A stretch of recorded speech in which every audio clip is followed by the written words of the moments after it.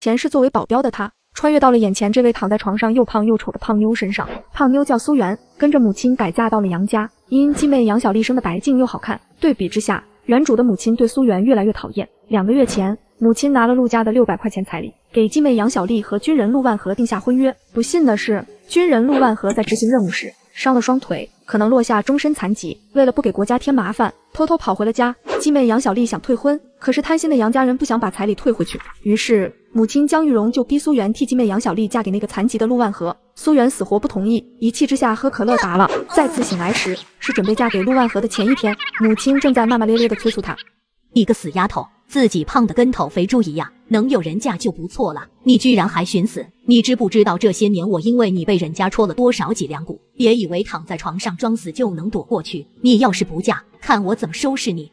好家伙，前世刚被人打了黑枪，好不容易有了第2次生的希望，居然又要面临被饿死病死的命运，不就是嫁个残疾吗？我嫁就是了。妈，我嫁。死丫头，你再说一遍。我愿意替杨小丽嫁给陆万和。这可是你说的，不准反悔。死过一次，我想明白了。你个死丫头，总算是明事理一回，你好好休息，过2天我亲自送你去车站。他是一天也不想看到这个又丑又胖的死丫头待在家里了。待在家里1天，600块的彩礼就拿不稳。我有个条件，你得给我准备1000块钱。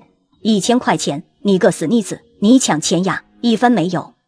你也知道我这个体格饭量大，去他们那里之前怎么也得买些吃的东西。我要是吃不饱，半路上跑回来，那就不是我的错了。他可不是傻子，杨小丽既然不愿意嫁到陆万和的村子，肯定是生活条件好不到哪儿去。再说了，当初陆万和陆陆续续给杨家买了很多东西，他绝对不能便宜了杨家。你个死丫头，你是不当家不知道柴米贵是吧？咱家一共都没有1000块。话虽是这样说，江玉荣手里自然是有些存款的，但钱再多，他也不愿意在这个胖女儿身上多花一分。没有就算了，等我身体恢复了，我去找咱们大院里的方局长借上1000块。江玉荣气得咬牙切齿，当初杨小丽和陆万和的婚事，就是方局长跟他的战友牵的线，这要是去找人家借钱，他这张脸就别要了。最多给你300块，不要拉倒。行，300就300。第2天，拿了钱的苏媛就去了桃花村。妈，那死胖子不会再跑回来吧？他要是敢回来，看我不弄死他！妈，这下我们一家3口总算能好好过日子了。那个死胖猪估计到死都不知道，我才是您的亲生女儿。就他笨得跟猪一样的脑袋，能想明白什么？大爷，请问桃花村怎么走？姑娘，看你不像村里人，你去桃花村做什么？我是桃花村陆家陆万和未过门的媳妇，我想去找他。那正好，我带你去。听说她是去嫁人的，还是嫁给村里的陆万和？2个人忍不住打开了话匣子。陆万和不仅仅是2条腿废了，还收养了战友的3个遗孤。陆家人看他双腿废了，就把他和3个孩子赶出了家门，过得那叫一个惨啊！聊着聊着，桃花村就到了。赶马车的大爷姓周，是个热心肠，照顾到他这个庞大的身躯，又是第1次来桃花村，把他直接送到了陆万和的家门口。我是杨雅丽的继姐，她不愿意嫁过来，所以我妈让我代替她嫁过来了。我叫苏苑，以后就是你的妻子了。你走吧，我不想连累你。说完，陆万和的肚子就发出了咕噜噜的声音。苏媛听到了一阵异响从陆万和的肚子里传出来。我要是走了，你不就乐死了？他私下里打量了一下这个屋子，脑海里想到了一个形容词：一贫如洗。10几个平方的屋子里，除了陆万和躺着的这个土炕，什么也没有。你之前不是个团长吗？怎么会穷成这个样？你走吧，我现在已经是废人一个了。你放心，那些彩礼我不会再要了。他现在的情况一清二楚，3个孩子已经过得很苦了，要是再加上这么一个女人，以后的日子可想而知。这段日子他见识到了什么叫世态炎凉，什么叫人心冷暖，连自己的父母和哥哥都不愿意来帮衬这个家，他又怎么能把希望寄托在一个从未见过面的胖女人身上？我现在来了，就是你媳妇，你把我赶回去，我也没家了。你放心，以后只要有我在，不会lö着你的。听着苏媛的话，陆万和再次闭上了眼睛。现在这个家的情况，相信这个苏媛用不了半天的时间就得离开这里。苏媛也没搭理他，先去外面打了一盆水，用毛巾给陆万和擦了一把脸。清凉的毛巾拿走时，陆万和睁开了眼睛。母亲逼迫我顶替妹嫁给残废军人陆万和。来到陆万和住处后，吓了我一跳。屋里一贫如洗，陆万和躺在炕上还臭烘烘的。我来给你擦擦身上吧。别动。嗨，那个，你不会没穿裤子吧？说这话的时候，他自己的脸都红了。看他不回应自己，再看看他紧绷的表情，苏媛便明白自己这是说对了。他想了一下，看着他开门见山的道：屋子里的味道太臭了，我现在既然是你媳妇，就必须把家里弄得干净一些。我得先把你的身体擦干净，然后再打扫其他的地方。你看这样行不行？陆万和半信半疑地看着他，并没有直接回答他的问题，而是看着他平静地道：你觉得自己能坚持几天？你管我能坚持几天？住在这种又臭又脏的地方，你能受得了？孩子们能受得了吗？能干净一天你就得干净一天，其他的想那么多干啥？我现在要把你扶起来了，我可告诉你哦，我脾气不太好，你要是不自己洗的话，一会我就亲自上手了。你要是再拒绝，我就把这盆水直接泼到你身上。陆万和有些意外地看着他，这女孩子的脾气跟她的身体还真是一样彪悍。其实他只是担心这个胖女孩给了他们一家4口希望，再突然离开，他倒是没什么，就怕孩子们再受一次打击。好，你扶我起来吧。毛巾给你，自己擦，好了你就叫我。麻烦你了。这段时间她身上脏成什么样，自己太清楚了。这女孩虽然长得不好看，但是能不嫌弃她，已经让她非常欣慰了。就在苏媛倒水洗毛巾的时候，她原来那双又黑又胖的手竟然变白了。她没有急着进屋，而是试着洗了洗自己的胳膊。从穿越到现在，她一直以为原主的皮肤天生又黑又糙，因为原主的记忆里，江玉荣一直说她天生有皮肤病，不能洗手、洗脸、洗澡。现在看来，那女人绝对就是故意的。苏媛把自己的脸和胳膊洗得白白净净的，在进屋时让炕上的陆万和都意外了一把，盯着她看了好几次。刚才看着黑乎乎的胖女人，洗白了之后看着竟然有些好看。让我看看你腿上的伤怎么样？别看了，会吓着你的。我连你臭成这样都不嫌弃，你觉得能吓着我吗？2条腿全被炸伤，有1条腿的弹片还在里面，已经流脓溃烂了。你还是不看得好。你这一说，我还想起一件事，之前我还帮人偷偷取过子弹，再给他缝合了伤口。你说我厉不厉害？反正也没人去求证他到底帮谁取过子弹，这么说的目的就是为了让这个男人打消顾虑。果然，陆万和的眼睛里起了波澜，有些意外看着他。这个女孩子太与众不同了。最后，他没有阻止苏媛看自己的伤口，掀开床单的那一刻，苏媛看着他的2条腿皱了下眉。这么严重的伤，为什么没人送你去医院？陆万和没有回答他这个问题，这里面的原因太多，当然最大的原因便是钱。这3年为了能让收养的3个孩子吃得好一些，他每个月只留下10几块的津贴，剩下的全部寄回家，最少的时候1个月都是30块。后来升了团长，1个月足足有100块。原以为孩子们会过得不错，可这次受伤回来才知道，那些钱根本没用在孩子身上。听说他的伤必须得去医院，陆家人没有一个愿意出钱的。现在全都有知觉吗？还有。太好了，陆万和，你放心，我不会让你变成残废的。陆万和意味深长地看了他一眼，这女人怕是不知道自己这2条腿需要花多少钱。苏媛正高兴时，走进来一个面黄肌瘦、脏兮兮的小女孩和一个小男孩。爸爸，咱家来了个大胖子是吗？陆文浩，你怎么说话呢？爸爸，他就是个大胖子吗？我平常疏于管教，你不要生气。没事没事，他们都是你的孩子吗？相信你也听说了，我有3个孩子，老大叫陆文渊，这2个是双胞胎，他是老二陆文浩，那是陆小甜，老二甜甜，这是你们的新妈妈，以后要尊重她，知道吗？爸爸，我才不要她做我们的新妈妈。为什么？她太胖了，肯定吃得多，要是抢我们吃的怎么办？陆文浩，我平常是怎么教导你们的？爸，陆大强、陆二强把我们的饼子都吃了，我去找大娘，大娘给了1块，又被陆大强抢走了。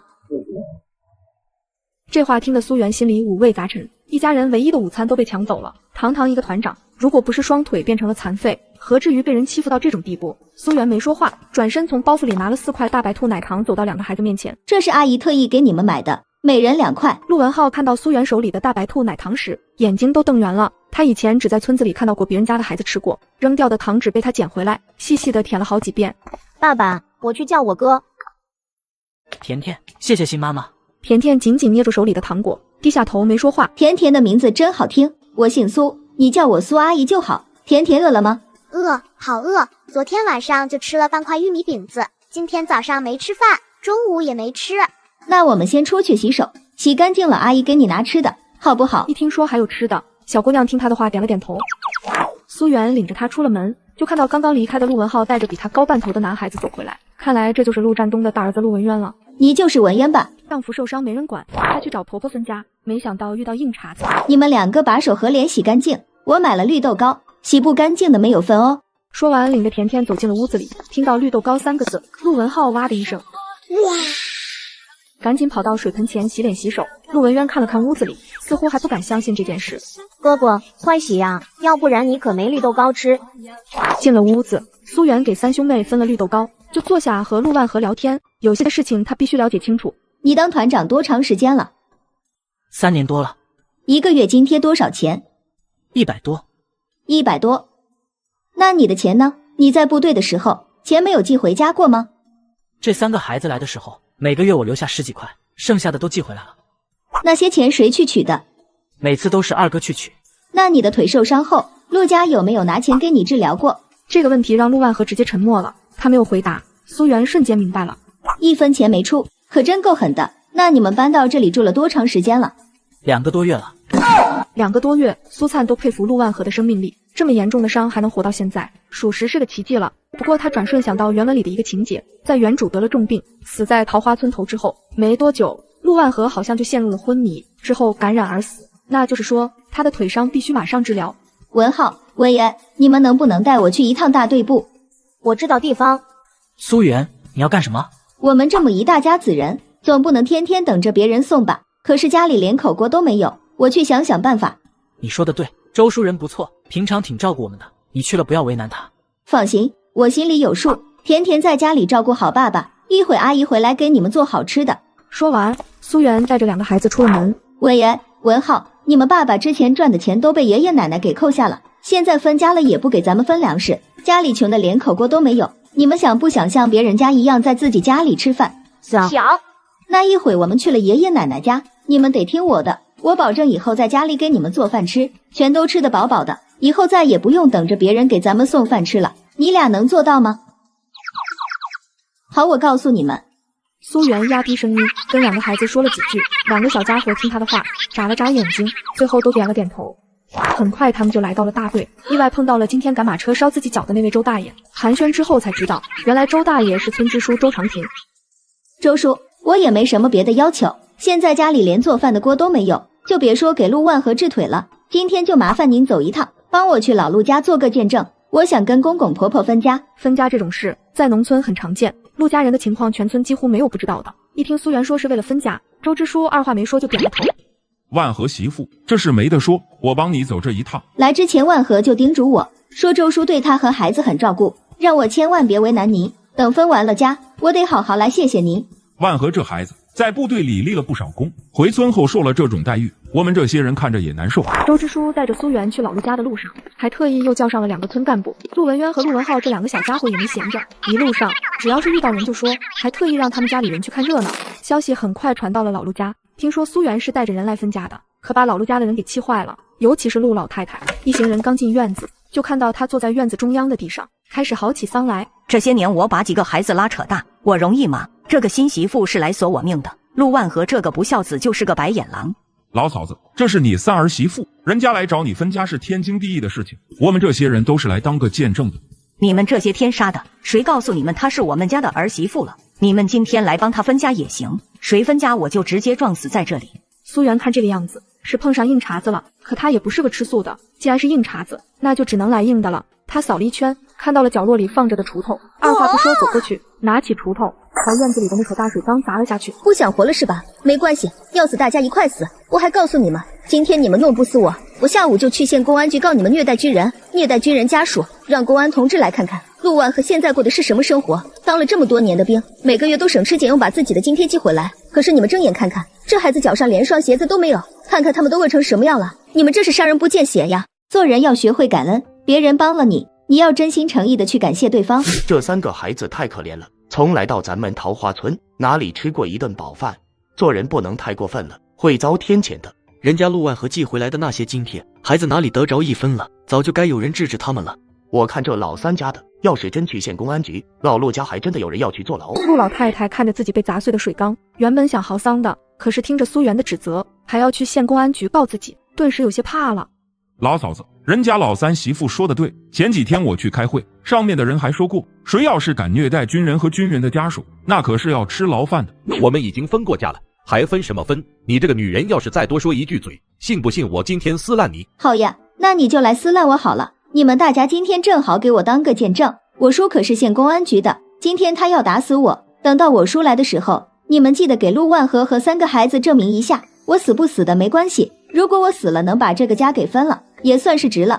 满嘴放屁，你叔要是公安局的，你怎么可能嫁到我们这种山旮旯里来？陆洪武其实心里有些怕了，但是他向来在这个村子里横惯了，不可能一下子就对这个女人低头。你是不是觉得我这个身材随便一个普通人家就能养出来？如果我们家生活条件不好，我能吃这么胖吗？我嫁到这里来是因为陆万和他是个军人，是我爸在部队的关系，我才认识了陆万和。苏媛的话一出，村民们立即议论纷纷。俗话说远路的和尚会念经，苏媛刚刚这番话还真就唬住了一些人。现在已经到了吃饭的时候，你们这个家要是分呢，我们就帮你们当个见证；你们要是不分呢，那就等着人家老三媳妇去县公安局告你们。反正万和这个样子，我也说句公道话，一旦这案子要是在县公安局定了性，陆家媳妇我不敢说，但是你们家的男人全都跑不了。雪影，你给个话吧，这家到底是分还是不分？不分的话，我们就先回去了。不分，不分你去坐牢啊！陆洪武被着实噎了一下子，他虽然身体强壮，但是一听到要坐牢，自然就泄气了。当家的，这家不能分。陆老太太还是有些不甘心，从地上站起来，看着陆学远。陆学远看着周支书抬了下手，那就分家吧。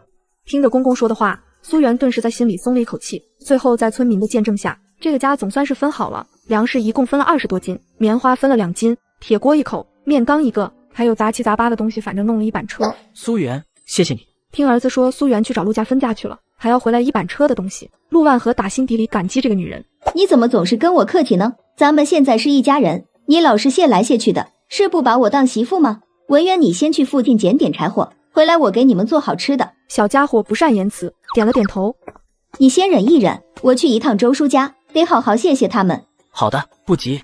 文浩，你抱上老母鸡跟我一起去周爷爷家。这是我们的。哼，咱家现在连个鸡棚都没有，我们先把这只鸡放到周爷爷家寄养几天，等到鸡窝搭好了，我们再去把它拿回来。那个罐子里的东西，我们还有吗？他看到那罐麦乳精了，以前在奶奶家看到过，他只在桌子上看到过掉的一小粒，当时还用手指头蘸到了嘴里，别提有多香多甜了。还有这2罐是我们感谢周支书爷爷帮了我们一家的忙，做人要学会感恩，别人帮了你，你要真心诚意的去感谢对方，这样以后你再有困难的时候，别人才会再伸出手，你说是不是？陆文浩听他的话点了点头。陆万和沉默地看着他和二儿子出了门，眼神说不出的复杂。虽然他对这个女人第一天见面，对她的了解也不深，但光是从他刚刚说的这几句话里，就能感觉得出来，这是个好女人。周叔，今天这是多亏了您出面，我们才能顺利分了这个家。这点东西是我从县城里带来的，东西不多，是我和万和的一点心意，您收下。哎呦，这些东西可金贵着呢，你叔就是顺手帮个忙的事情，这可不能收。对，这可不能收。万和媳妇，我也没做什么。不瞒你说，万和过成现在这个样子，我这心里都惭愧，怎么能再要你的东西？说这些东西您要是不收，那我接下来想求您办的事，可就张不开嘴了。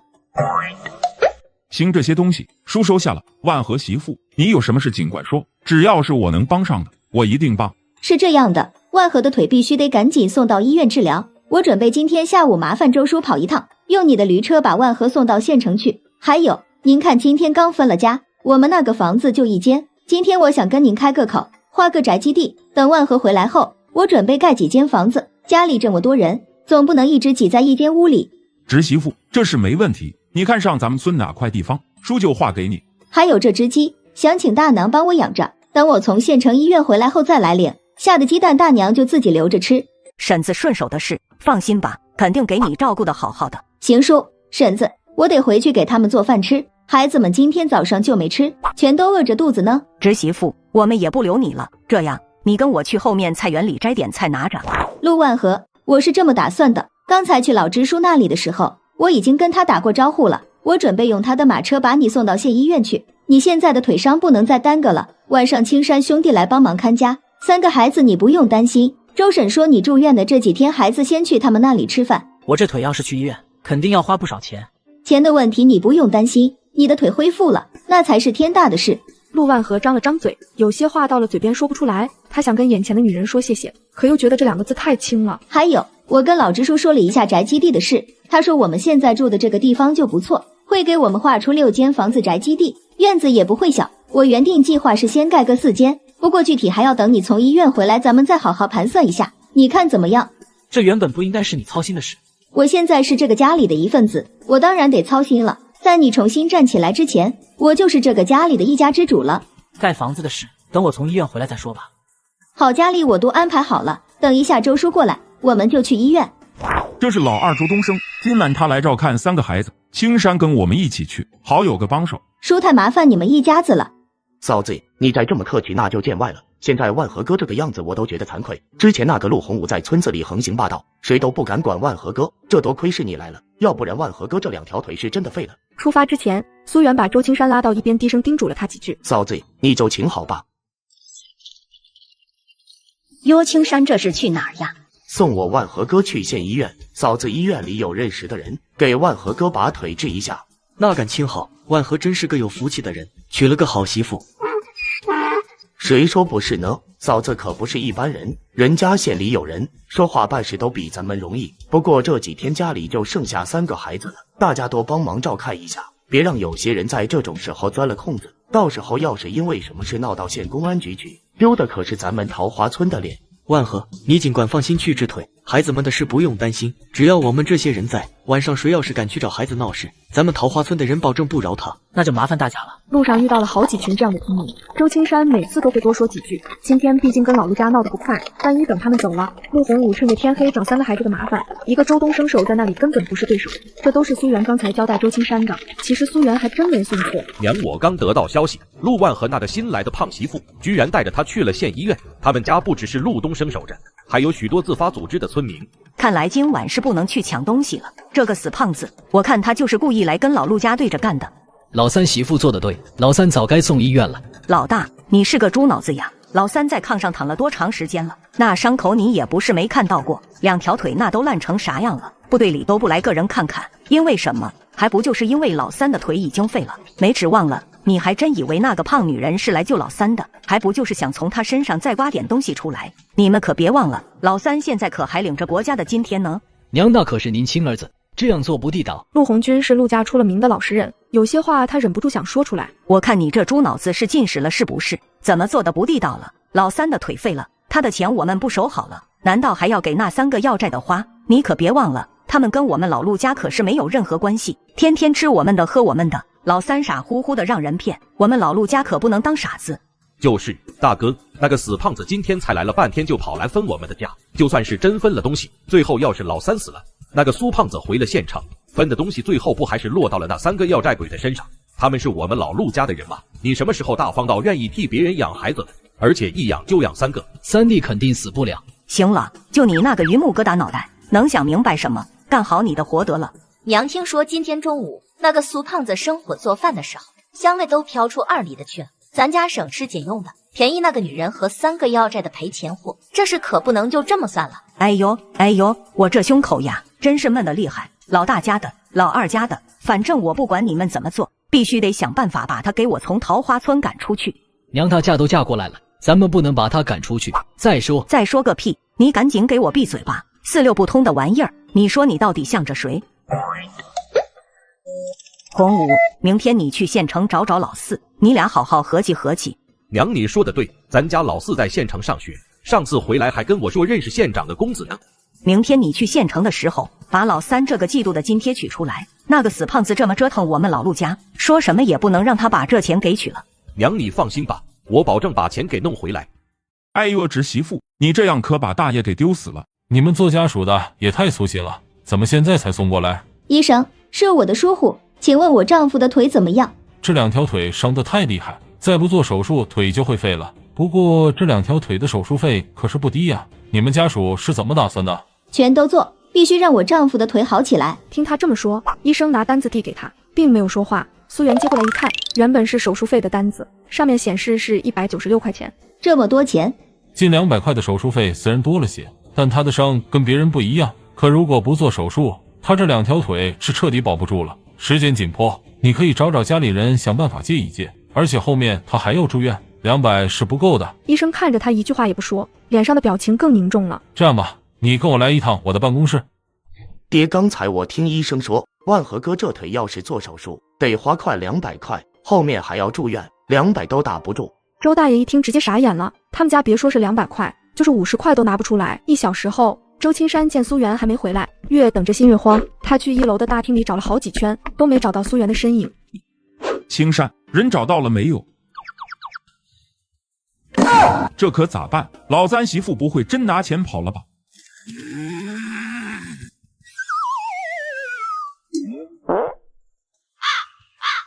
周叔，苏媛她不是那样的人。陆万和现在浑身烫得厉害，迷糊中听到旁边有人在议论苏媛，想说话，但是浑身没有力气，他闭着眼睛又昏了过去。而苏媛一进门，就看到周大爷和周青山都有些愁眉苦脸坐在那里。周叔，青山，出什么事了吗？哎呦，嫂子你怎么才回来？我交了手术费就去了食堂，结果排了半天队没饭了。打饭的大姐说外面有一家包子铺，还好我去的时候人家没卖完，全让我买回来了。嫂子，我真不是个人，刚才找不到你，还以为你拿着钱跑路了。这个怪我，去食堂的时候该跟你说一声的。周叔，青山，你们肯定饿坏了吧？咱们先吃饭吧。嫂子，你这包子买的也太多了吧？今天晚上得委屈你们赶个夜路回去了，这里也没有休息的地方，包子吃不完你们路上吃，这几盒烟你们拿着抽。哎呦，侄媳妇，你这样可把大爷给丢死了。就是呀，嫂子，我们刚才还以为你跑了呢，没想到你是给我们买吃的。你说我们爷俩这脸都没地方搁了。大爷，青山，你们放心，别说万和这腿能治好，就是治不好我也不会离开他。这烟你们不要那留给我抽吗？我吃饱了，这些你们拿着路上吃，这天也黑了，你俩回去估计得到后半夜了。嫂子，今天晚上我们怎么能回去呢？明天万和哥就手术了，这里必须得有个人照应着才行。那今天晚上就委屈你们了。刚才你都烧到40度了，缓一会儿再吃包子。我问过护士了，只要你烧退了就可以吃。医生怎么说？明天上午10点的手术，医生说了，因为你是军人，所以给你安排的都是最好的医生。那大夫说，我们今天来得很及时，要是再晚一天，你这腿可能就保不住了。那手术费呢？放心吧，已经交完了，住院的钱你也不用担心。有件事我一直没告诉你，其实我这个季度的津贴还没领。什么意思？难道说你现在还是团长吗？那可太好了，等你做完手术我就去领回来。可是咱俩现在没有结婚证，就算我去了，怎么证明我是你媳妇？明天你带这个去就可以了。对了，那陆家的人是不是也知道这2天你的津贴会到？应该是的。苏媛点点头，虽然心里有些想法，但是并没有讲出来。你放心吧，明天只要你做完手术，我立即去邮电局取钱。这应该是我最后一次领津贴了。最后一次，那就意味着他不再是军人了。你是犯了什么错误吗？陆万和没有回答他的问题，而是直接闭上了眼睛，再次以沉默来回答他了。你放心，就算你真的犯了什么政治性的错误，咱们也不怕。另一边，苏媛一走，江玉荣便赶紧带上亲生女儿杨小丽去了自己不错的姐妹家。这个姐妹叫何秀花，年纪轻轻已经成了县城一中的副校长。最重要的是，她的公公是个退下来的老首长。何秀花最近一直给江玉荣说，老首长有个不错的手下，这次在反击战中立了大功，已经被提拔为副师长了，希望何秀花能帮忙介绍个对象。她觉得杨小丽条件不错，所以今天江玉荣一早就准备好了。表妹，那个副师长不会已经有自己的对象了吧？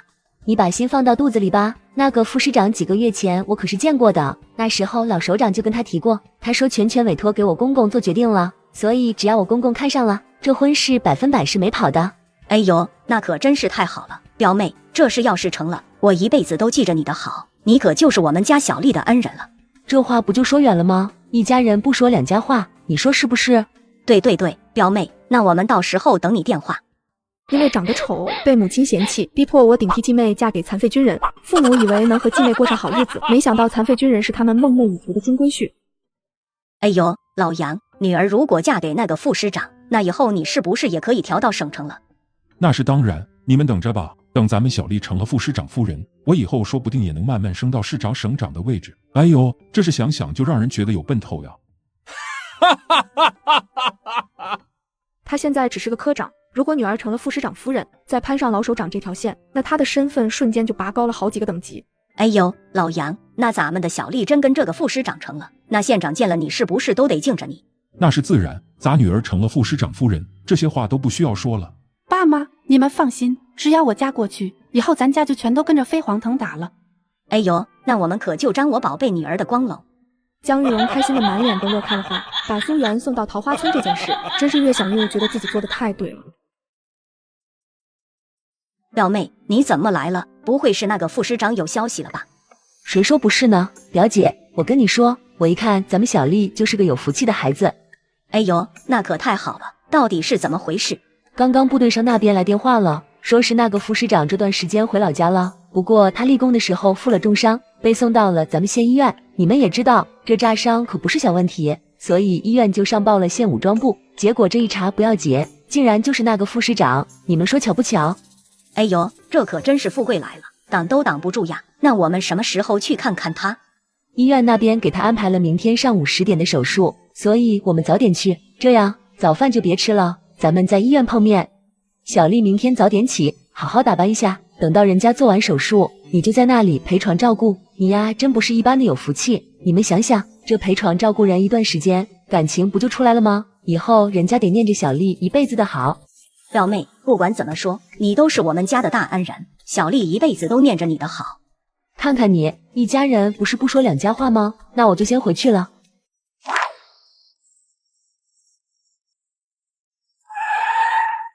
哎呀，妈呀，吓死驴爷了！第二天一大早，刚吃完早饭，周大爷，你的驴是不是拴在院子的柳树上？是的，怎么了？你们快去看看吧，那驴也不知是不是惊了，跑出医院去了。你说什么？嫂子，我去看看。我跟你一起去。现在才是早上7点半，苏媛也想知道这是怎么回事，反正距离手术还有2个多小时，正好下楼去看看怎么回事。等他走出1楼时，被眼前的景象给震惊了，只见整个院子里都站满了军人。妈，我是不是看花眼了？我怎么好像看到苏媛了？你没看花眼，就是他。现在先别管他，做好眼前的事。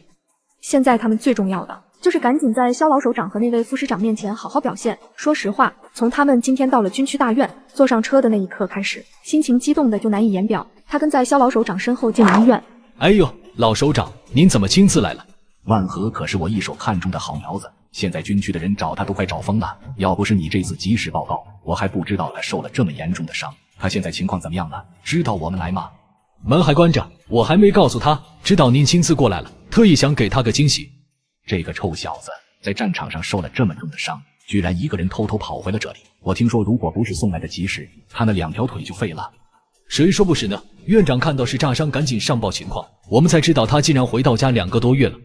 我不管你用什么方法，一定要把他这段时间的情况全都给我查清楚。一个战斗英雄，为什么回到老家2个多月都没送来医院？是，您放心，我一定查实情况向您汇报。好了，我们去看看他。正当方局长准备转身的时候，就听到后面有个女人喊他：“方局长！”想不到万和的未婚妻和岳母也来了。为了过上好日子，母亲带着妹妹去相亲，得知相亲对象是我丈夫后，母亲反咬我一口。这可怎么办？现在苏媛已经代替我嫁给陆万和了，那自己这泼天的富贵不是白白送给苏媛了吗？记住，苏媛是自己偷偷跑过去的，跟我们家可没有关系，你只要好好表现就行了。小芳，这女孩子是我准备介绍给万和的对象，你怎么说她是万和的未婚妻呢？老首长，这是我得先向您道个歉。其实我们家小丽这段时间也一直在找万和，但是怎么也找不到她的半点消息。听绣花妹说对方是个军人，腿还受了伤，就想借着这个机会来看看。起初我们不敢跟您说实话，因为这2个多月以来都没消息，以为他犯了什么政治性错误，找地方藏了起来。万和和小丽的婚事还是方局长牵的线。老首长，这是我向您证明，这桩婚事确实是我牵的线，2个人之前处的也不错。前段时间他们确实找过我，那时候我也不知道万和人在哪。今天这事您也别怪他们，别说他们是普通老百姓，就是我们不也没找到万和吗？也难怪人家会想出这样的办法来，还不都是怪万和那个臭小子，谁找都找不到，我都以为他牺牲了。哈哈，我看这误会不错，说明小丽和万和是真的有缘分。老首长，您怎么来了？陆万和，知不知道全军区的人找你都找疯了，为什么回来不报告？报告首长，我犯了严重错误，导致赵铁柱和一排全体同志为保护我牺牲。我原本想回家安顿好3个孩子便回部队领罚，可这腿不争气。你呀，我都不知道说你什么好。赵铁柱到。赵铁柱，你没死。报告团长，我和一排全体战士毫发无伤。您引爆炸弹的时候，我们已经安全撤离。等到我们找您的时候，却发现您不见了。你呀，我都不知道说你什么好。你说你回到家2个多月就这么硬扛着，不知道来医院吗？陆万和没说话，其实他是想来的，可是陆家人只看到了他每个季度的津贴，哪里愿意真的照顾他？别说请大夫送医院了，在老陆家的西厢房里住了没多长时间，便把他和3个孩子给送到了厂院的那间屋子里，不仅自己不送，还警告桃花村的人，谁敢帮他就跟谁拼命。可这些话他不能说。这次的手术你不用担心，医生说没有问题，保证让你重新站起来。不过部队有部队的纪律，原本是要提拔你的，因为你突然失踪，嘉奖的事情先放后，等你养好伤到部队报道再说。谢首长。这次来呢，我还给你带来了一个惊喜，让他们母女俩进来吧。哎呦，万和，我们可找到你了。万和，你看看你，连未婚妻都不说一声，害得他们这段时间也在寻找你，都找到我那去了。首长，您误会了，我已经是有妻子的人了，她不是我的未婚妻。万和，这不是你的未婚妻，那谁是你的未婚妻呢？我的妻子是杨小丽的亲姐姐，她叫苏媛。我能来到医院里治疗，全都是因为苏媛想办法把我送到了这里，不然你们根本没有机会见到我。哎呦，万和，你可不能乱说话，我们家苏媛跟你可没有婚约。再说了，昨天她偷拿了家里300块钱跑出去了，到现在我们都找不到人，她怎么会成为你的妻子呢？方局长，她刚刚在走廊上和送我一起来的爷俩吃饭，你们把我转移到了这里，她肯定找不到我着急了，麻烦你出去把她找过来，我很担心她。万和，苏媛她是偷跑出去的，你这样做可对不起我们家小丽呀。这可不是小事，我们必须得弄清楚。首长您说的对，我先让人把苏媛找过来。另一边，苏媛正到处帮着周大爷找驴。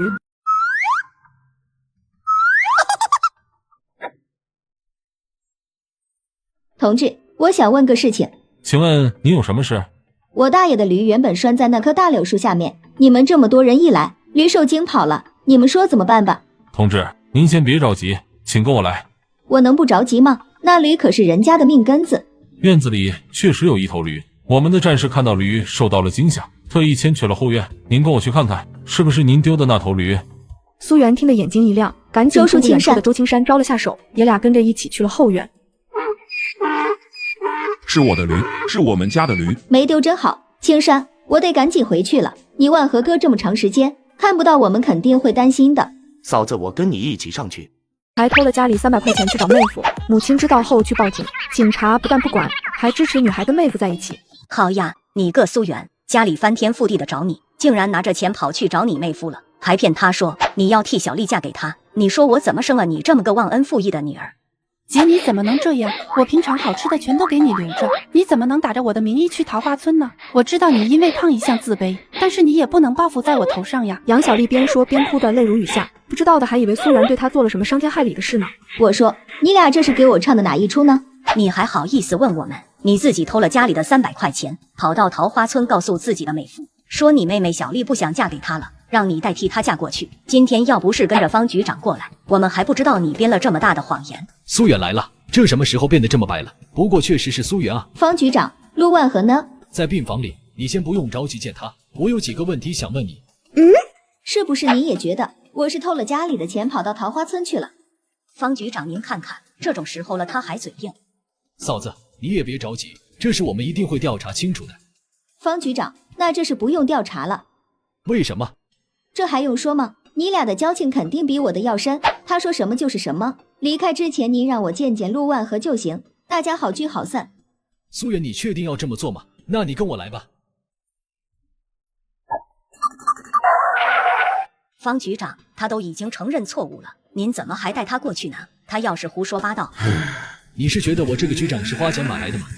您可别误会，我没那个意思。接着，方局长带着苏媛进了陆万和的病房。难怪楼下来了这么多当兵的，果然是来了一位大人物。首长，这位便是苏媛。您好。万和，苏媛同志刚刚在外面说跟你好聚好散。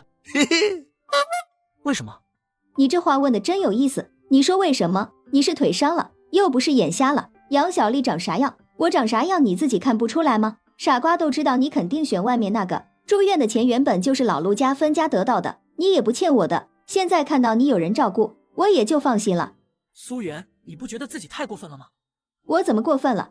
自己的丈夫还没做手术，你这个做妻子的就先离开了，你不觉得自己过分吗？陆万和，你知道我从楼下走上来的时候，看到有多少站岗的军人吗？就算是我离开了，也会有人照顾好你。对了，我那个妹妹杨小丽肯定会照顾得更好。这位首长，我和陆万和没有登记结婚，所以您不用因为这个问题就处罚她。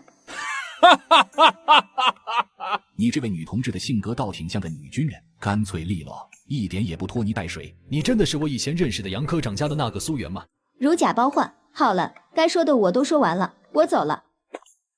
苏媛，给我站住！你要是走了，这手术我就不做了。别闹了，苏媛同志，你不要误会，这里任何人都没有要赶你走的意思。苏元同志，你想多了，我们刚刚已经问过万和了，他说不管你们有没有登记，都只认你这一个妻子。刚才万和告诉我，如果不是你找了村子里的驴车把他送到医院里来，他的双腿可能就彻底废了。你现在是他的妻子，他1个小时后做手术，你怎么能说走就走呢？其实我也没做什么。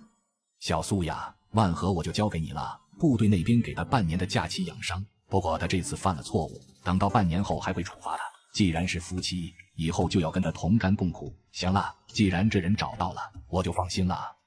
以后有什么需要，尽管去找我，我和万和是老战友。谢谢首长关心，谢谢方局长。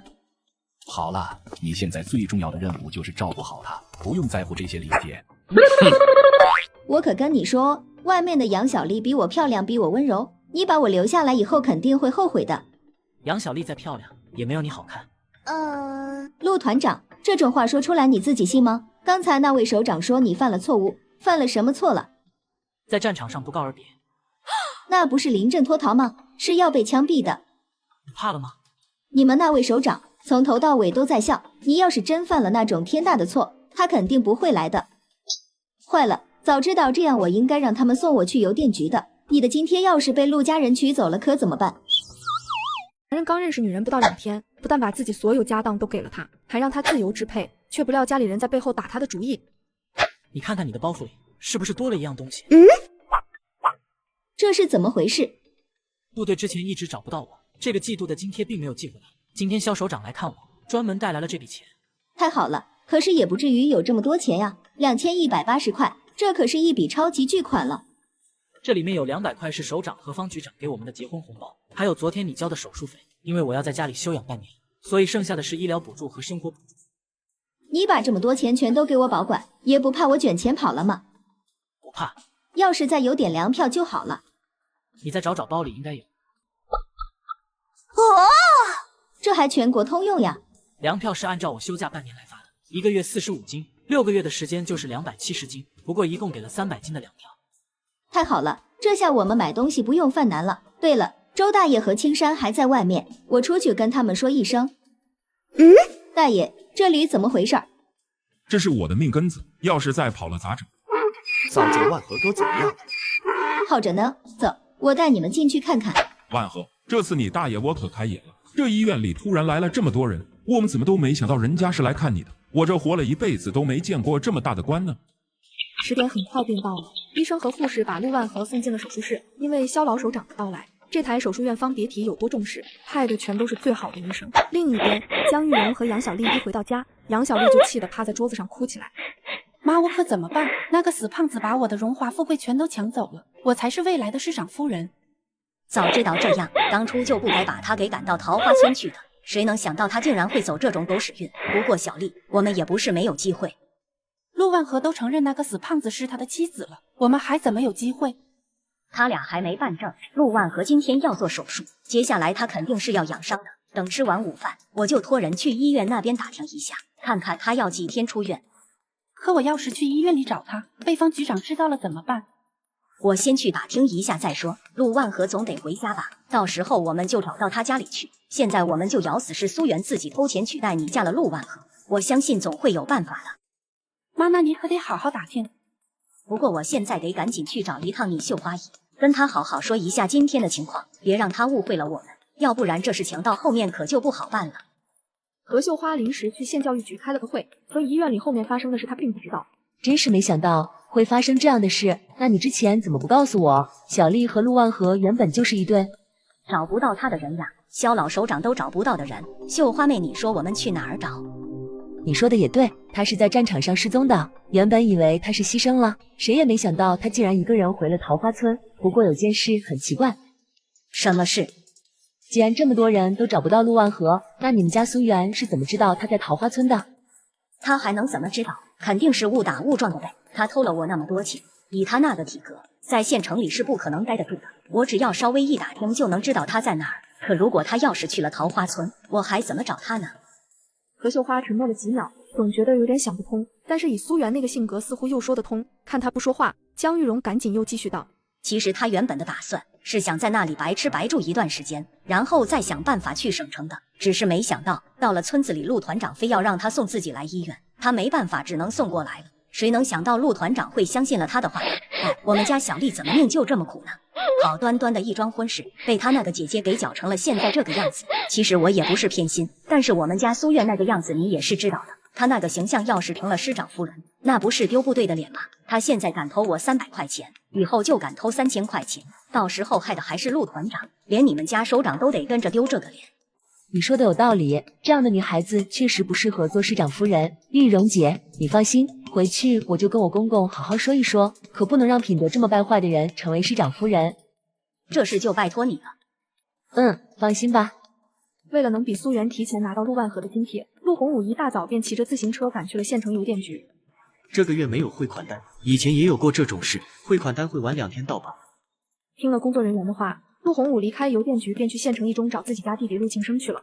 二哥，你怎么来了？陆洪武把苏媛昨天去了陆家后，分家的事讲了一遍，以及他今天来取汇款单的事。你之前不是说认识县长的公子吗？找人想个办法，把那个女人和你三哥从医院给弄出去。反正老三腿已经残了，就是进了医院也是白花钱。你怎么知道那个女人把钱花在三哥身上了？你的意思是，她没把你三哥送到医院里去吧？我先找人去医院问问再说吧。老四打听的怎么样？二哥，咱们今天来这里还真是来对了。那个女人不仅带我三哥来了，而且还把我三哥送进了手术室。现在手术都还没结束呢。不过这不是最重要的，钱都给花了，这还叫不是最重要的？咱家可能要走大运了。你说什么？今天医院里来了一位老首长看我三哥，坐着吉普，带着警备连，那阵势可不是一般的大。那就是你三哥发达了，他的腿能治好吗？听医生说是没问题。你想想，如果我三哥不发达，那老首长能来看他吗？那就是说200块钱要不回来了。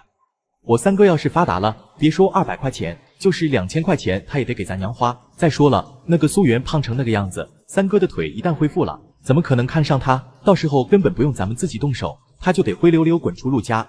你说的对呀，那就让他先好好伺候你三哥，这种免费的劳力不用白不用。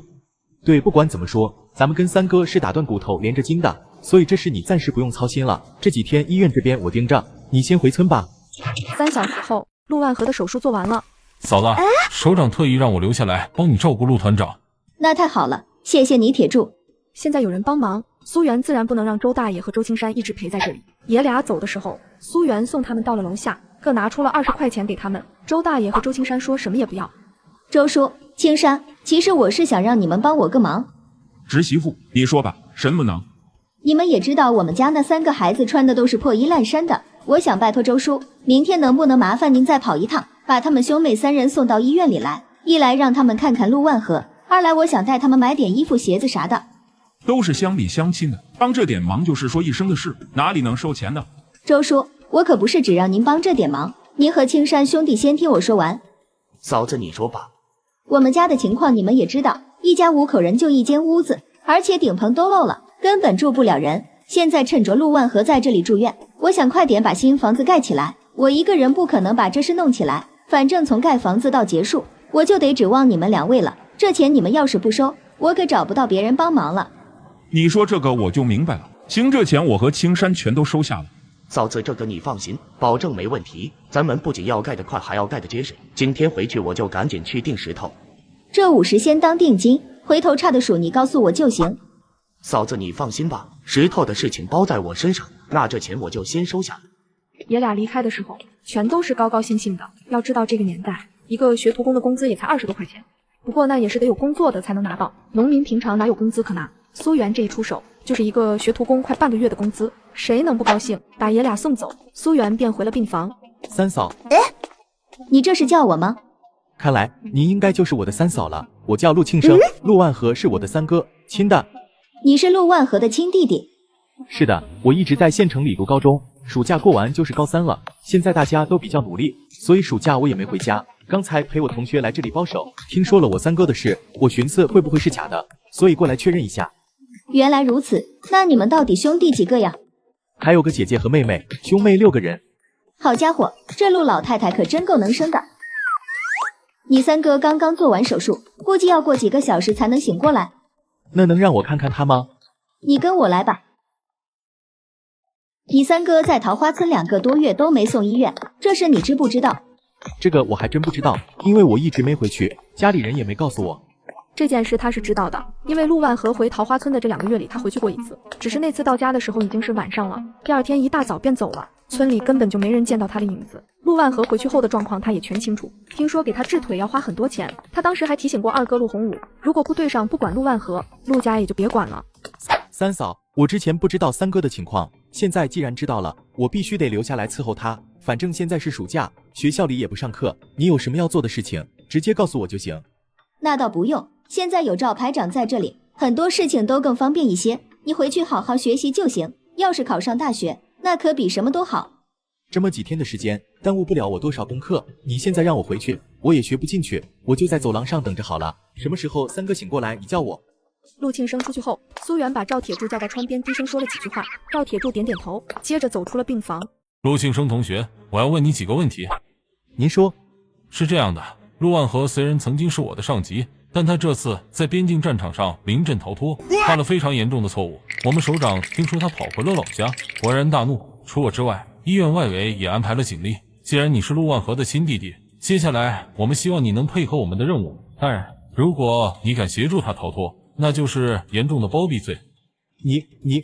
你说什么？陆庆生的脸都吓白了，舌头瞬间有些捋不直。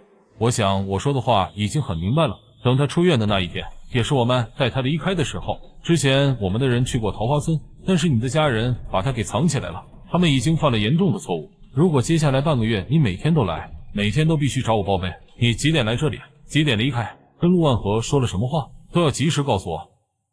不是，我三哥他要是真的临阵逃脱，你们首长为什么来这里？他不是战斗英雄吗？战斗英雄？你想什么呢？什么样的战斗英雄跑回家2个多月，部队上一点消息也不知道？你以为首长带着人来的多，他就是战斗英雄了？那只是怕在这家医院里引起骚乱，才故意那么说的。你是他的亲弟弟，所以我才会告诉你实话。接下来请配合我们的工作。同志，我一定好好配合你的工作，这样最好。赵铁柱说完，直接转身走回了病房前，在门口站起了军姿。陆庆生有些不安，在长椅上坐下来。他看了看赵铁柱目视前方一动不动的军姿，再想了想他刚刚说的话。对呀，如果三哥真的是英雄的话，他们部队的人肯定早就去村里报喜了。可他回到桃花村躺了2个多月，腿都快烂掉了，部队里都没有半个人去找他，这是对待英雄的态度吗？绝对不可能。陆庆生越想越紧张，坐了不到5分钟，他就坐不住了，起身走到了赵铁柱的面前。同志，我学校里还有事，我能先回去吗？当然可以。不行，现在就得回学校去，找县长家的儿子打听一下，必须弄明白这到底是怎么回事。此时的他不知道，苏元站在窗边看着他离开的背影，冷冷笑了一下。我就说嘛，但凡老陆家有一个好人，陆万和也不可能腿烂成这个样子。那孩子进城看父亲，不要被人骂是叫花子，没想到叫花子是他们高攀不起的存在。对不起，我好像做了一件非常过分的事。苏元把自己让赵铁柱把陆庆生吓走的事讲了一遍。陆万和看着他没说话，但是心里又对他刮目相看了几分。这女人的外表跟她的内心似乎像是2个人啊。我就是试探他一下，谁知道他这么不惊吓。不过他明天要是来的话，我就跟他解释一下。不用解释了。其实陆庆生回家的事，他的2个孩子抓知了的时候看到了，回去还告诉了他。第2天一早，哇！哥，你们快看，这就是大高楼嘛，快跟咱村的馒头山一样高了。哇，这里的人长得都好漂亮呀！你个要饭的，土包子，滚开！哼，你才是要饭的呢。姑娘，你怎么说话呢？怎么穿成这个样子还想装成里人呀？叫花子就要有叫花子的规矩，我可告诉你们，这里不是乞讨的地方，有多远滚多远。说不是叫花子，谁信？我们不是要饭的，不是也给我滚得远远的，臭死了！他们才是要饭的呢，我们不是。陆小田低头看着身上破了好多洞的衣服和裤子，眼睛里泪汪汪的。没事没事，被人家说几句咱也不疼不痒的。甜甜可不许哭哈，你们阿姨和爸爸可是在楼上等着你们呢，知道你们来了，他们不知道有多高兴呢。同志，我是陆团长的岳母，我女儿是他的未婚妻，这是我女儿连夜给陆团长炖的鸡和鱼，我们可不是坏人。陆团长的妻子正在楼上照顾他呢，哪里来的未婚妻？请你马上离开。同志，我真的是陆团长的未婚妻，您让我去送完东西，我马上出来可以吗？实在不行，你跟我一起去也可以。杨小丽今天特意穿了件翻领的白衬衫，下面搭配了一条时下流行的花裙子，发型也是县城里最流行的那种。他觉得自己一开口，眼前的军人肯定会对他们放行，可谁知道对方不仅没搭理他，还看着旁边走上来的人笑了笑。周大爷，您来了，快进去吧，我们团长和嫂子正等着呢。这是你们赵叔叔。赵叔叔。陆小田胆子小，缩在最后面，怯生生地睁着大眼睛。赵排长你忙，我们先进去了。不是，你不让我们上去也就罢了，为什么放他们上去了？那可是叫花子好吗？说谁是叫花子呢？那是陆团长的3个孩子，你不是说自己是陆团长的未婚妻吗？连这种事都不清楚？哼，你们等着吧，我一会儿就告诉我爸，你叫我们叫花子，等着吧。赵排长，真是对不起，我们刚才说错了话，不知道他们是陆团长的孩子，你现在让我们上去道个歉好吗？这是个误会。请你们马上离开这里。爸爸、苏阿姨，哎呦，我们家3个宝贝来了。你们爸爸的腿做的手术非常的成功，用不了多长时间他就能站起来了。真的吗，苏阿姨？如果爸爸能站起来，那以后就再也不会有人欺负我们了。你们怎么来了？是苏阿姨让我们来的。谢谢你，苏远。你做这么大的手术，孩子们肯定也担心。现在看到你，他们高兴，你也高兴，这不是一举两得的事吗？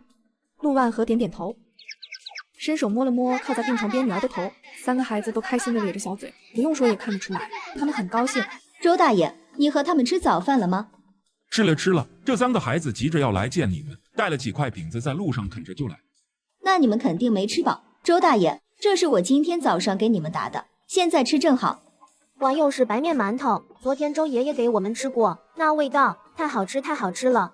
万和呀，你这次真是娶了个好媳妇呀，不像之前跟你订过婚的那个，刚刚在楼下张口闭口就喊叫花子，你说这人差距怎么这么大呢？大爷，您说的是苏媛那个妹妹杨小丽吗？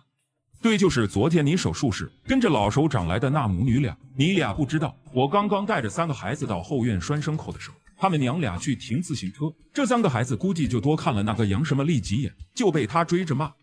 那个阿姨可坏了，她叫我们要饭的土包子，还有叫花子，甜甜都哭了呢。他们都不是好人。陆万和的脸色沉了下去。作为一个父亲，听到别人这样称呼自己的孩子，他的心里极不好受。没事，叫几声咱们又不缺斤少两。再说了，他们知道你们是陆团长的孩子，肯定会后悔的。万和呀，还是苏苑这姑娘好，白白胖胖的，一脸的福相，你可千万不能负了人家。大爷，我记住了。周大爷，您再夸下去我都要不好意思了。万和，我准备带孩子们出去逛逛，一会我让赵排长过来照顾你。你好，请找几双鞋子，给我3个孩子试试。这鞋子要是穿脏了，你们不买，我们可不好交代。穿脏了怎么了？你们这儿不是为人民服务吗？我们是为人民服务，不是为叫花子服务。苏媛一听叫花子3个字，那个火气蹭蹭往上冒。你说谁是叫花子呢？你再给说一遍。女售货员看苏媛的态度，直接拿起一个鸡毛掸子，这里扫扫，那里扫扫，根本不搭腔了。阿姨，我们走吧。今天来到这个县城，他们已经被人第2次喊成叫花子了。他们是穷，可是他们也是有尊严的。甜甜，我们做人光明磊落，不欠任何人的。我们不偷不抢，拿着钱来买东西，别人看不起我们，那是他们狗眼看人低，不是我们的错。你说谁狗眼看人低呢？那你叫谁叫花子呢？怎么了？你们百货大楼就高人一等，不许我们穷人进来是吗？看看你自己吃的跟土猪似的，3个孩子饿成什么样了，你还好意思问我叫花子是不是骂人的话？有你这样当妈的吗？我看你是后妈吧。她不是我们后妈，她是我们新妈妈，她才当我们妈妈2天。你们才是坏人，我们新妈妈对我们可好了，给我们买好吃的，还带我们来买鞋子。苏媛，你怎么在这里？突然有个中年妇女从人群中走过来，苏媛一看，对方竟然是跟自己以前住在同一个大院的刘月兰。这是怎么回事？苏媛如实把刚才发生的事讲了一遍。小高，你这个服务态度可不行，今天这事要是闹大了，你这工作都保不住。刘月兰在百货大楼里虽然是个小组长，但是人脉很广，跟县里很多厉害的人物都能扯上关系。这位女同志，真是对不起了。你不用跟我说对不起，你得跟我的3个孩子说。他很清楚，这种时候孩子们受到的伤害，如果不及时弥补回来，会严重伤害他们的自尊心。买完鞋后，他又带着孩子们去了童装区，给3个孩子买了当下流行的新衣服。等3个孩子都换上新衣服、新鞋后，都开心的合不拢嘴。离开之前，苏媛看到了柜台里的军绿色书包，直接买了3个。想到这里，苏媛再次断定那个陆庆生的人品应该也好不到哪去。他在县城读高中，自己的3个侄子侄女连小学都上不了，这么长时间他一点也不知道吗？这怎么可能？周爷爷，你看我阿姨给我们买新衣服了，还有新书包。哎呦，不错不错，这个苏阿姨对你们是真好呀。侄媳妇，咱们下一站去哪儿？周叔，盖房子时还需要哪些东西？其他的东西咱们可以去光明公社的集上去买，咱们那里十里八乡都是集，到时候可以去集上看看。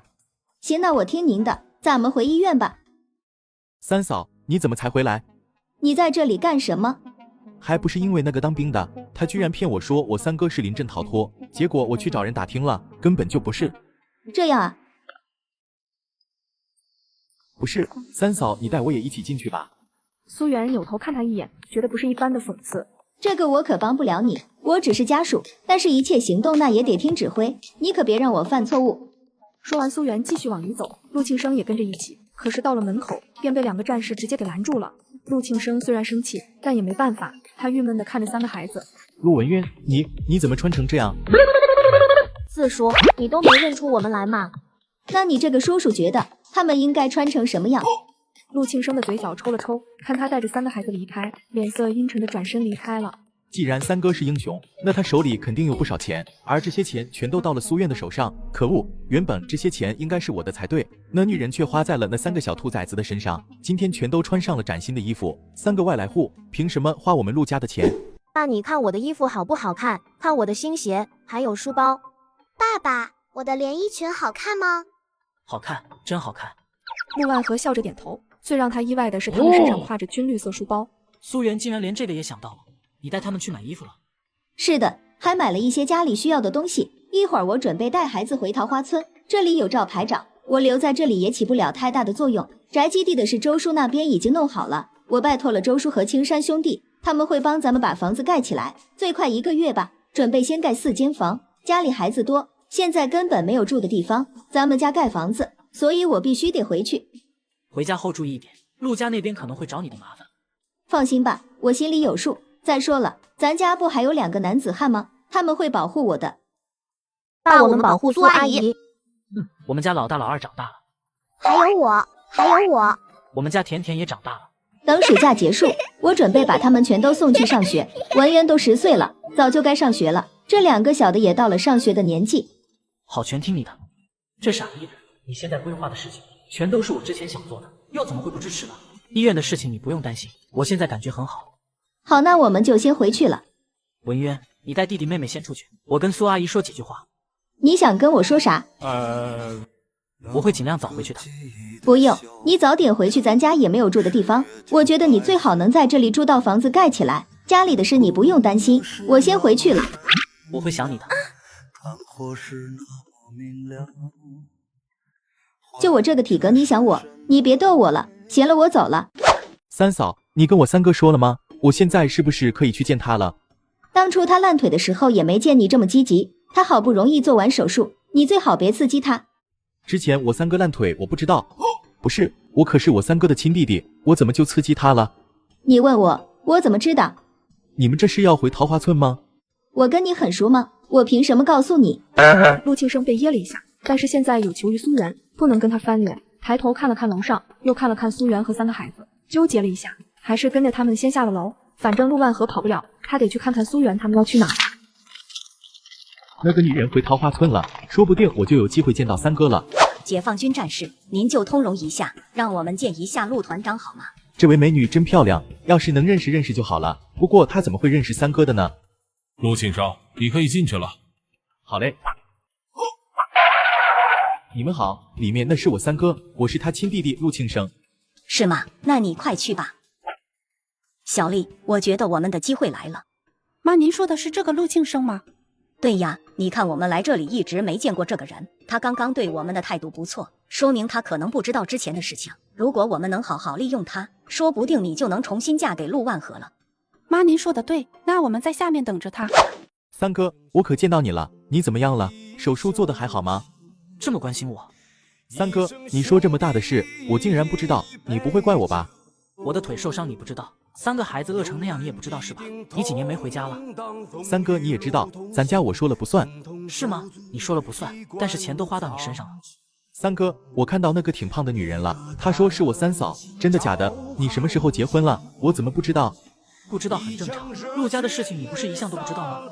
那个女人太胖了，长得又丑，你可千万别被她给利用了。我刚刚上楼的时候看到她带着3个孩子下楼了，她是要回桃花村吗？陆庆生，3个孩子挨了你不管，倒是一来就开始插手我的婚事。不是，你可是堂堂的团长，而且还立了大功，以后是要飞黄腾达的人。那个女人她根本就配不上你。那你觉得什么样的女人能配得上我？至少是家境条件好，人也长得漂亮，知书达理。不像那个胖女人，就知道撒泼耍横。就她那个条件，嫁给一个农村的庄稼汉还差不多。陆庆生，你知道她到桃花村的时候我是什么样子吗？对不起，这2个多月我都没回去，所以我根本不知道你会是这个样子。你不是说她配不上我吗？可她去桃花村的时候，我睡在村里场院的炕上，满脸胡子，头发也长得跟草一样，屋子里臭不可闻。她第一时间把房间收拾干净，从头到尾都没有埋怨过半句。还让咱们老支书周叔帮忙分了家，分家后拿到钱，他第一时间想的就是把我送到县医院来治罪。知道医生说什么吗？再晚来1个晚上，我这2条腿就保不住了。如果他不去桃花村，你今天见到的就是个骨灰盒。你说他配不上我，那你告诉我，老陆家的人配不配做我的家人？三哥，我不是那个意思。以后他是你三嫂，你认不认那是你的事，但你敢在我面前说他的坏话，就给我滚出去。你还有其他的事吗？没有就回去吧，我现在有伤，需要休息。我想留下来照顾你。回去吧，我还想多活几年。可我是你亲弟弟，这种时候不照顾你，还什么时候照顾你？不行，我必须得留下。以后三哥要是真被提拔了，我肯定是要跟着三哥沾光的。这种时候不表现一下，那还等什么？陆庆生，过去的3年里，你要是能拿出这样的镜头照顾一下你3个侄子，我想他们应该不至于被人叫成叫花子。现在知道留下来照顾我了，你是不是以为在我面前表现一下，我就觉得你是个好弟弟？看看你3个侄子瘦成什么样了，你是当我眼瞎还是心瞎？收起你心里的那些小九九，你三哥不是个傻子。可是我就是个学生呀，咱爹咱娘什么性格你也不是不知道，他们决定的事情我也改变不了的。赵铁柱到，我想休息了，让他走吧。三哥，我以前做错了，你就算是给我一个机会，让我留下来照顾你吧。陆庆生被赵铁柱拉出了病房，没办法，只好下了楼。一下到1楼大厅，江玉荣和杨小丽就赶紧迎了上去。江玉荣把女儿杨小丽才是陆万和未婚妻的事讲了一遍，而那个苏媛是偷了自己300块钱，跑到桃花村故意替嫁的。我就说嘛，他看着就不像个好人，原来是个小偷呀。庆生，我跟你说实话吧，她根本就不是我的亲生女儿，但我把她从小拉扯到大，她不仅不知道感恩，还故意破坏了自己妹妹的婚事，她怎么可能是个好人呢？她是从小偷到大呀，又懒又馋，脾气又大，要不是我可怜她，她怎么可能活到现在？这人的人品也太差了吧，不知道感恩也就罢了，居然做出这么狼心狗肺的事情，简直就是忘恩负义。阿姨，那您现在是怎么打算的？就这么让苏媛成为我三嫂吗？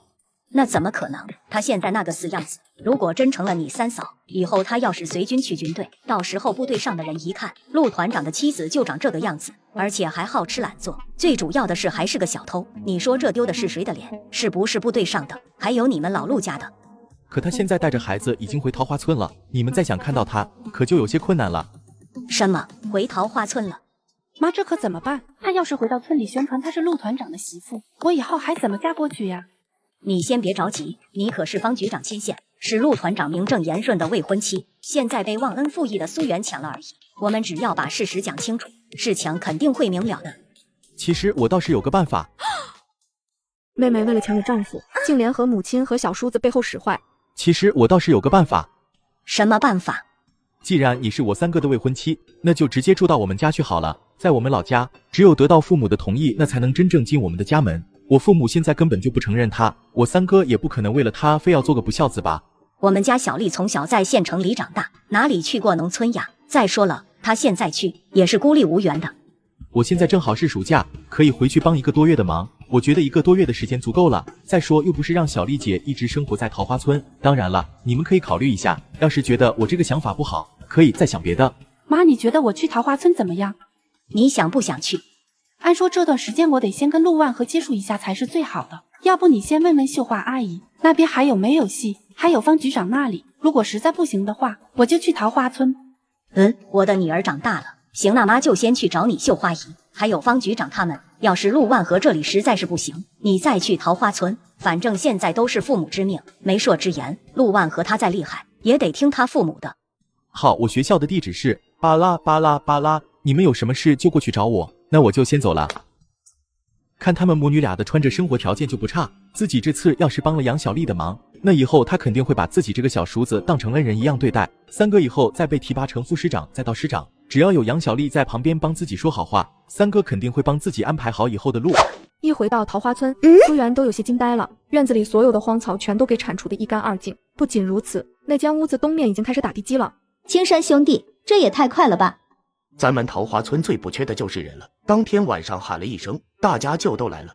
侄媳妇，万和是军人，他住这种房子那都是丢我们桃花村的脸。这一听说是给万和修房子，大家都很积极。就是，你放心，咱们这些人保证1个月之内把房子盖起来，还得盖好。我替万和谢谢你们。万和媳妇，不用这么见外，以前万和腿不好，咱们没帮上忙，心里也挺难受的。嫂子，这盖房子得每天给大伙儿做饭吃，大家来帮忙都是热心肠，没要工钱，你看看该怎么安排？这儿离万和哥堂弟陆建生家最近，可以去跟他们2口子说，接下来的1个月里就把灶台安在他们家了。不过钱这方面需要你去跟他们谈。好的，那你带我过去看看，麻烦你了，青山。青山，老陆家那边有没有人来找麻烦？万和哥去了县城后，晚上村子里好多人都来这里转一转，村里的民兵连也来。陆洪武再厉害，他也不敢做这种事。再说了，县公安局局长跟万和哥的关系这么铁，老陆家现在没人敢来找麻烦。这样就好。周青山带着苏媛去了陆建生家，还没进大门，就听着院子里传来一阵阵骂声。万和媳妇，你快进去看看吧，你老婆婆在这里骂了快1个钟头了。就是治不了你和万和，她跑到人家建生这里来骂了，反正什么难听骂什么，建生媳妇都被骂哭了。哟，老太太，这是骂谁呢？你个不着四六的玩意儿，你不在医院里好好照顾我们老三，你跑回来干什么？你这个当娘的可真有意思，当初陆万和腿烂成那样也没见你这么关心，怎么现在看他过上好日子了，又跑过来管他的闲事了？你这个老太太脸皮咋这么厚呢？你胡说八道，信不信我撕烂你的嘴？撕烂我的嘴？那你撕一个试试？我可是军人家属，你要是敢撕我，我保证去县城里告你。你放屁！你是军人家属，我还是军人他娘呢。说得好，你是军人他娘。那我问你，你是怎么照顾他这个军人的？医院里的医生说，如果再晚送去1天，他的双腿就保不住了。你要是他亲娘，这心可真够狠的。桃花村找不出第2个。我当然是他亲娘，难不成他是石头缝里蹦出来的不成？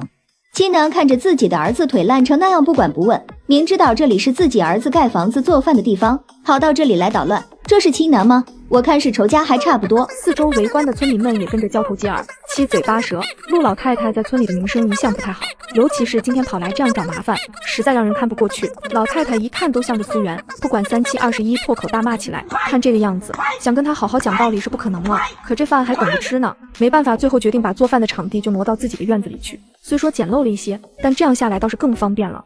晚上8点的时候，最后2大锅馒头全都出了锅，放了满满2簸喽，足足200多个大馒头。来帮忙的人都坐上了桌，苏媛亲自给大家盛了菜。这样下来，来帮忙的人他都认了一圈。最后3个小家伙也端着碗来了。苏阿姨，他们都说我的衣服好看，鞋子也好看，你是不是跑到人家面前炫耀了？没有，我才没有去炫耀呢。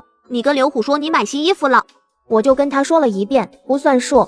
你还说你买新书包、新本子了呢，哼，不跟你们玩了。苏阿姨，完了，陆大强、陆二强来了，他们肯定是来抢我们吃的。陆大强、陆二强是谁？二大爷家的。苏媛向孩子跑的方向看过去，就看到一群孩子走了进来。孩子们的二大爷，那自然就是陆万和二哥陆洪武的孩子了。他们是听了陆家人的挑唆，跑过来拿馒头吃的，不准进。苏阿姨，后面站着的那个是大爷家的孩子陆小丽。以前苏阿姨没来的时候，你们给我们送的饭10次有6次都被你们给偷吃了，有时候还拿去喂狗都不给我们吃。现在还想来抢我们家的馒头，门儿都没有。全都给我回家去。2只老虎爱跳舞。陆文浩，不许骂人。苏阿姨，他们刚才也骂我们了，骂我们兔崽子，骂我们是没人要的野种。以后谁敢再这样骂你们，就给我揍回去，揍到他不骂为止。兄弟俩全都无比认真地点了点头，心里升起满满的安全感。以前爸爸不在的时候，没有人这么护着他们，苏阿姨还是第一个。行了，现在全都洗手去吃饭。青山，刚才拉孩子的那人是谁？我看他一直在那边干活呀。那是万和哥的大哥陆红军。大妹子，你这个大伯个人老实，光知道干活下死力气，出了名的活迷。老陆家地里的活就他干的最多，可就属他家最不受待见。不会说话呗，大人真是个好人，两口子在家里出力最多，老太太还是天天往死里骂他们。你大伯哥今天来帮忙，一是觉得对不住万和，二是他垒墙的手艺那可是很厉害的，他干活仔细垒得横平竖直，谁家盖房子都愿意请他去。那他之前为什么不帮自己的弟弟？就看着他的双腿就这么烂掉。他照顾万和最多了，但是陆洪武不让呀，兄弟俩还打了一架。因为这件事，你老婆婆一睁眼就骂他，好几天家门都不让进。听着大家七嘴八舌的话，苏媛有些感慨。不过他亲眼看到了陆万和的样子，所以对陆家人并没有太大的好感。那个大伯哥来帮忙，估计也就是看着我们现在过上好日子了，所以才会来套近乎的吧。你个不着四六的玩意儿，全家就你好心是吧？胳膊肘子往外拐，你不是愿意去帮忙吗？赶紧住到他家里去行了，谁都没有你能耐是吧？去帮忙你就别进这个家门。哟，大哥你这是赚了几个馒头吃了？你帮了一天的忙，肯定把咱们一家的馒头全都赚回来了吧？二兄弟，你大哥他是觉得对不起老三，所以才去帮忙的。咱们不都是一家人吗？老三跟你也是亲兄弟，你别往心里去。嫂子，你这么说话就是把我们洪武给弄成坏人了。当初分家的时候，他可是跟那个胖子翻了脸的，全村的人都看着呢。现在分了家，怎么就大哥一个人成了好人了？合着我们全都是坏人？大哥这做人做的也太不地道了吧？你们放心，你大哥也就今天去看看，往后再也不会去了。我去不去那是我的事。那你明天就试试，你要是敢去，我就拿锄头劈死你。哎呦，他二兄弟，你可别生气，你大哥就是跟你开玩笑的，他明天肯定不会去的。你最好劝劝他，反正我这个人做事就这样，他要是跟我过不去，这个家里你们谁都别想好好待下去，全都给我滚蛋。江玉荣带着杨小丽从医院回去后，便想办法去找何秀花，想让她带自己见见肖老首长，但他在大院门外等了2-3个小时，也没得到让进大门的允许。何秀花出来把肖老首长的意思传达了一遍。玉荣姐，老首长那里的工作怕是做不通了，看来这个忙我是帮不上你了。陆团长那可是他一手提拔起来的人，老首长就这么眼睁睁看着他上当受骗吗？苏院是什么样的人你也是知道的，他要是真成了军人的家属，以后丢的那也是军人的脸面，小到陆家大到整个国家呢。秀花，虽说苏院也是我的闺蜜，但是她的品性是真的不好，还是偷了钱跑到桃花村的，这些情况你跟老首长都说清楚了吗？全都讲得一清二楚了，但是我公公说他相信陆万和的眼光，这门婚事他不会介入。可是陆万和在桃花村躺了2个多月，他能有什么眼光？其实这事说起来也是你当初跟我说的不清不楚，既然小丽原本是陆团长的未婚妻，为什么你当时不跟我说清楚？我公公说既然你们一直在找陆团长，那为什么从来没去桃花村看过？那时候我们不是以为陆团长他出事了吗？行啦，具体的事咱们也不聊了，这事我是帮不上忙了。刚才我公公还训了我一顿，陆团长的事情他不让我再插手了。肖老首长在家里那就是天一样的存在，他是不敢有半分忤逆的。何况之前江玉荣告诉自己的事情确实有些不对劲，明明是陆万和的未婚妻，却告诉自己他没有对象。可是表妹，要不你进去跟我公公讲讲，反正我是不敢插手了。肖老首长这里看样子是打不通了，江玉荣只能把最后的希望寄托在方局长身上。他回到大院的时候，得知方成涛也回来了。嫂子，以后你可别干这种事了。我今天被老首长好一个训斥，说我做事不地道，明明给你家小丽和万和牵了线，结果万和2个多月出了这种事，你们居然不知道。方局长，你也知道咱们这里离桃花村真的太远了。离得远你们就不去看看了吗？2个多月人家万和没人送医院，只有苏院去了，他才保住了自己的腿。你们明知道杨小丽有结婚对象，还假装什么没发生一样的去医院相亲。现在老首长那边怀疑你们早就知道这件事，但是知情不报。这事你要是再坚持想让我管下去，我估计你们家杨科长的位置可能就保不住。方成涛这话把江玉荣直接吓住了，他不敢再纠缠，赶紧回了家。妈，苏媛她那个死样子，被我们家白白养了这么多年，凭什么让她嫁给陆万和？以后我还怎么出去见人呀？就算是老首长和方局长那里不帮我们还有一个办法。妈，您说的是不是那个陆庆生出的主意？我住到桃花村里去。是的，从陆庆生的话来看，现在整个陆家的人都不看好苏院，所以你住到桃花村，陆家人肯定都会站在我们这边，把他在村子里的名声弄臭，让那3个孩子全都讨厌他。到时候苏院在村子里的名声臭了，陆万和肯定会重新考虑你和他的婚事。可我之前以为那3个孩子是叫花子，他们肯定会恨我的。怕什么？既然是孩子，那就肯定是有软肋的。你去的时候，我给你多买一些好吃的带上。他们在农村能吃到什么好吃的？就算是苏院带了点过去，那些也不够他们解馋的。再说了，只要陆家人站在你这边，苏院就掀不起什么大风浪。可是桃花村就是个山窝窝，那里的人又脏又臭的，我去了受不了，可怎么办？那你就想一想师长夫人那个位置，你到底想不想要？只要你真想要，什么苦你就都能吃。妈，要不你跟我一起去呗？你想什么呢？我要是去了，厂里的工作怎么办？我可是3车间的车间主任，多少人盯着我那个位置呢？这要是一走，肯定有人钻空子。江玉荣在想让女儿嫁进陆家，也不会跟着她一起去桃花村。她好不容易弄来的车间主任，这要是走了100%是别人的了，这可是关系到一辈子的事。这样吧，现在时间还来得及，咱们现在就去一中找陆庆生，这事宜早不宜迟。陆庆生听完江玉荣的话后，当即表态：阿姨，要不这样吧，我先骑车回去一趟，跟家里人商量一下这事该怎么办。毕竟小丽姐要是回我们桃花村，这住处必须得收拾好了，我才能让她去。您说是不是？庆生，你说的太对了，那这次就得麻烦你走一趟了。这点东西带给你爸妈，我们全家人的一点心意。杨姨，您说这话可就真的见外了，这原本就是我们家自己的事。庆生，还好有你在，要不然我们真的是没有办法了。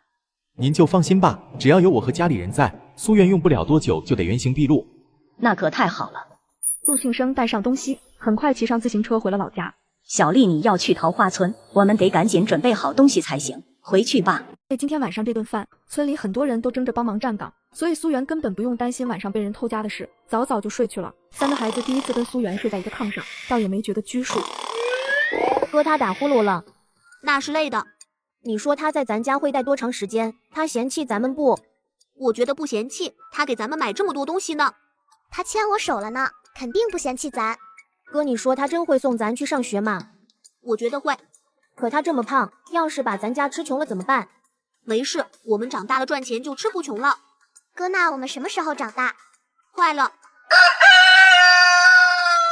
第二天一早，院子里周青山和周大爷还有周东升已经来了，看苏媛起了床，他们准备回家吃早饭，被苏媛阻止了。也就是多加几碗水的事，省得你们再回去一趟，咱们省着力气干别的。周大爷，一会儿吃完早饭，你就拉着我去赶集吧。好嘞。听他这么说，周大爷也没再坚持。吃完早饭，苏媛先围着房子转了一圈，周青山也跟着他一起看了看。嫂子，昨天晚上那顿饭，估计全村的人都知道了。今天来帮忙的人肯定很多，主体带起来的速度应该比之前快。主体得多长时间起来？反正石头、沙子、石灰全都到位了，得看今天来多少人了。昨天40-50个，今天很可能要过100。如果是这样的话，2天主体就能起来，院墙估计更快。哎，能提快这么多天吗？别人家盖房子都是只管中午饭，而且馒头里有一大半都掺了玉米面，最主要的是量少，所以不上大梁之前每天估计也就10几个人左右，再加上大家多少有点磨洋工。我明白了，你跟大家说说，今天中午是肉菜，大家尽管敞开了吃，咱们顿顿都是大馒头。哦，嫂子，这样你的花销可就上来了。可是时间上缩短了呀，你还可以告诉他们，早上咱们也管饭。红军哥早就来了，干了估计得有1个钟头了。陆洪武竟然没找他的麻烦，估计是来得早，没看到吧？听说昨天晚上老太太骂了半宿，饭都没给他留一口。青山兄弟，我就不过去了。这样吧，你拿上几个馒头，再盛1碗西红柿汤给他送过去。看着那个沉默干活的背影，苏媛转身回了院子里。他把3个小家伙叫进了屋子里，跟他们好好交代了一下。现在来帮忙的人多，孩子也多，家里人多眼杂的，他们3个必须要看好家里的财产。苏阿姨，我们今天哪儿也不去。对，苏阿姨，我们不会出去的。那就好。苏媛叮嘱完，便带上包袱出了门，就看到周青山回来了，看着苏媛摇了摇头。红军哥不吃，说什么也不吃。青山兄弟，那中午的时候你可一定要劝他吃点。行，到时候他要是不好意思来吃，我给他送过去。说完，苏媛便坐着周大爷的马车出发了。周大爷，这是什么地方呀？怎么这么多家属院？这里是不是有什么工厂？周大爷一边赶着马车，一边向苏媛介绍这个地方的来历。原来在桃花村的北面，居然是一家化工厂。这家化工厂还是毛爷爷在的时候批准建造的，据说前后投资了几千万，现在刚刚投入生产1年的时间。至于具体生产什么，村民们并不是太清楚。咱们村虽然靠山，我还以为是四处都不透气的那种，想不到还挺发达的吗？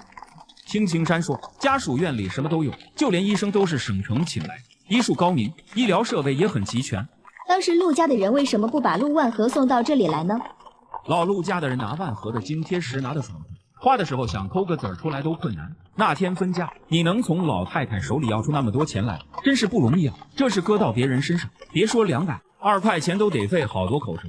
化工厂里还有专门装省城的汽车，不过只让他们家属和职工坐，全都是免费的，咱们交钱都不让坐。原本以为桃花村是个闭塞的地方，没想到这里竟然还有着规模这么大的工厂。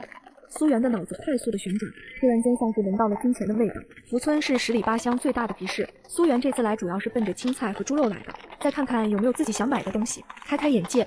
猪肉是7毛2一斤，给我来20斤肥猪肉。侄媳妇，夏天这肉不好放，买个斤把2斤的就行了，坏了就可惜了。大爷，没事的，我回去把这些肉全都炼出来。其实他也就是找个借口罢了，大家干的全都是力气活，多吃点肉才有力气。最主要的是今天来的人多，饭菜的质量必须得跟上。你这猪下水怎么卖的？这东西不值钱，你要的话5分钱一斤。好的，我全要了。